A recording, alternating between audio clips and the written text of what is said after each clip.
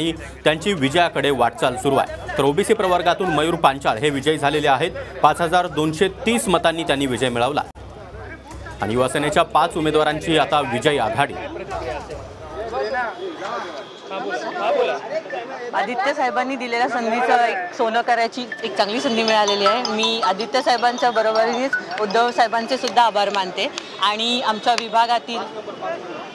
विभागाचे सर्व विभाग प्रमुख कार्यकर्ते आणि सर्व पदाधिकारी यांच्या सर्वांचे मी मनापासून आभार मानते।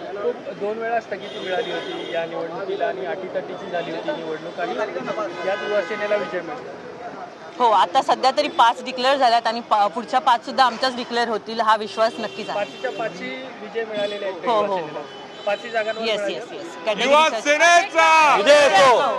अनेकदा निवडणूक स्थगित करण्यात आली होती, कदाचित हा विजय 2 वर्ष तुम्हाला लांबणीवरती पाहायला मिळालेला होता।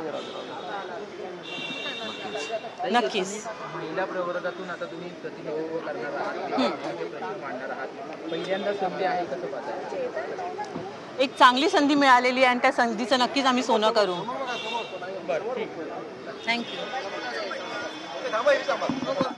तर युवासेनेच्या स्नेहल गवळी यांची प्रतिक्रिया आपण ऐकली। त्यांनी सांगितलं की एकूण 5 उमेदवार आमचे विजयी झालेले आहेत, मात्र आपल्यापर्यंत जी माहिती आलेली आहे त्यामध्ये 5 जणांनी विजय आघाडी घेतलेली आहे। कुठल्याही क्षणी त्यांच्या विजयाची घोषणा होईल। हेडलाईन्स